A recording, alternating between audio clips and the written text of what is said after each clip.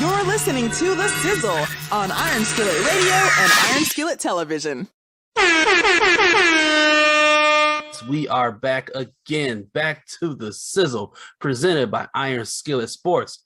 This is week 3. If you did good in week 2, thank me later. Like we always say, like, subscribe, do all that good stuff. Just keep listening, okay? I'm about to hit you all with the lab. You ready to get back to the lab? Let's get in the lab for week 3. Let's go. Let's talk about some major situations going on. Hey, it's game day. Dalvin Cook is probably not going to play.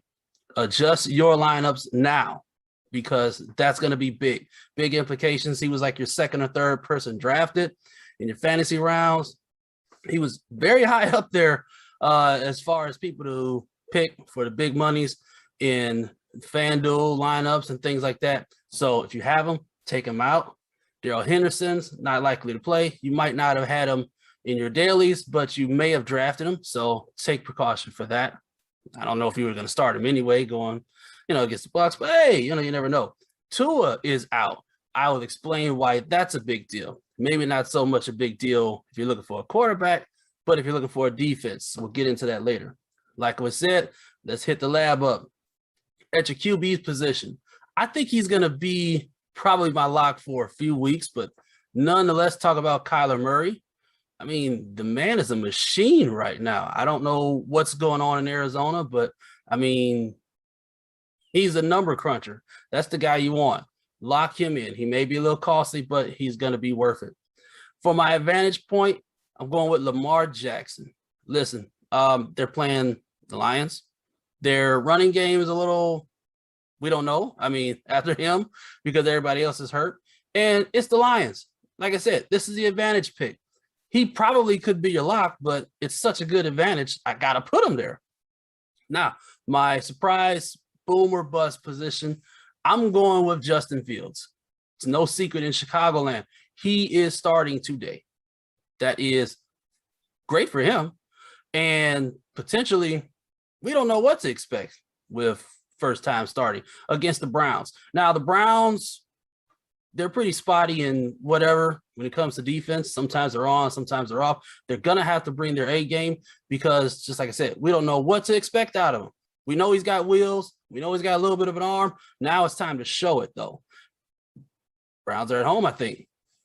See what happens. But he's a decent pick for a decent cost on all platforms in dailies. So if you're looking for somebody to save a little bit of cash for other positions, Fields is your guy. Let's move over to the running back position. My lock today is Alvin Kamara. He is, yes, decent so-called opponent with New England, but he's going to get the touches.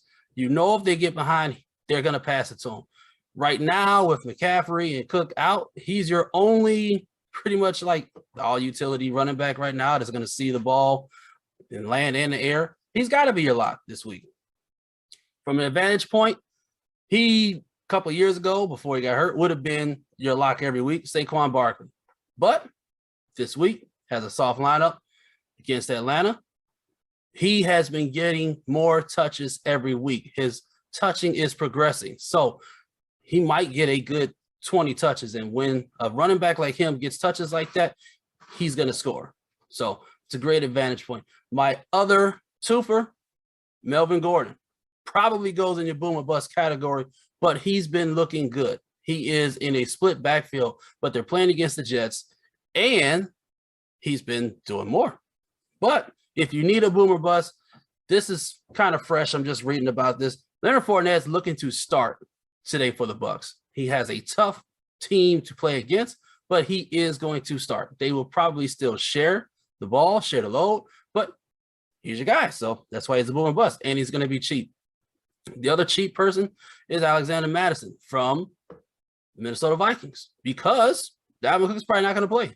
So he's going to be a cheap option, but he is a good fill-in for Dalvin Cook. He has shown it before, especially those first games that he comes in, that he's not nicked around or things like that. He's going to be fresh with fresh legs. So give him a shot.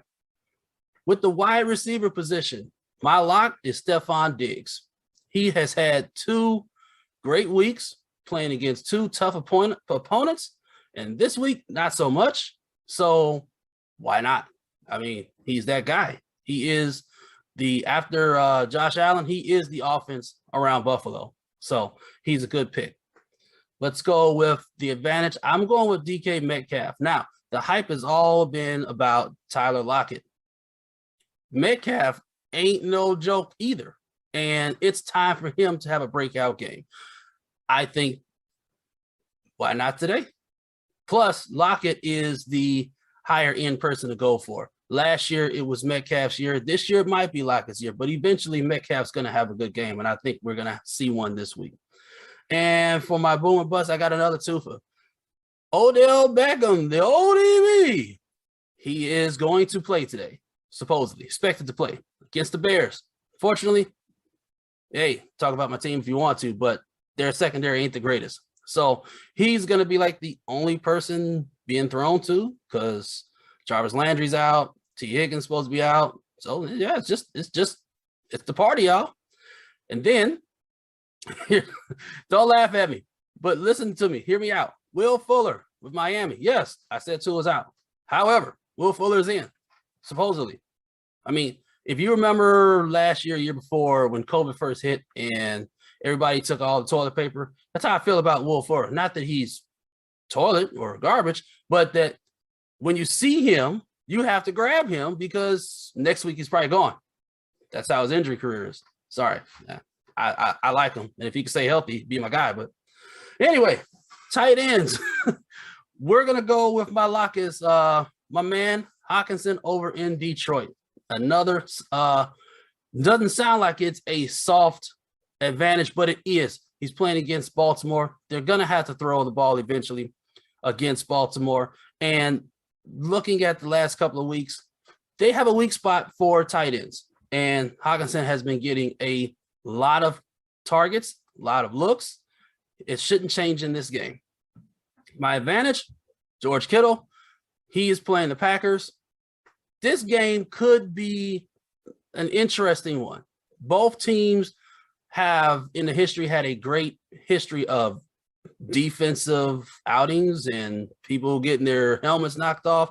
This game, I think it might be, Kenilworth, just constantly hitting the lights and going with the score, running the numbers up. It could be. But if it is going to be like that, your boy Kittle is going to have that advantage with the tight end spot.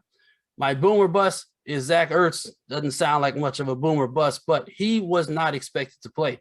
So in daily terms, his value was very low. It was like in the 4,000s at FanDuel.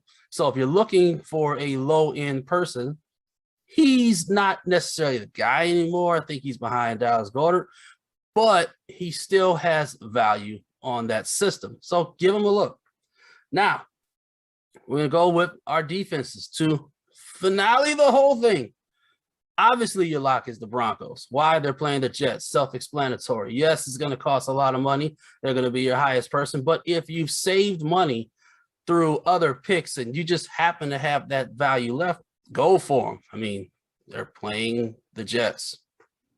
My advantage point is the Raiders. Now, again, the Raiders are showing they're not cookies. They're tough cookies. And they play against the Dolphins where their starting quarterback is out. Should be kind of self-explanatory. They're in the middle of the road when it comes to value, and they might be available in your waiver wire too if you're just looking for a defense. My boom or bust on the other end of that is the Jets. Sounds crazy? Not really, because guess what? Denver's offense ain't great either. Let's just be honest. They're not going to run up the score like that.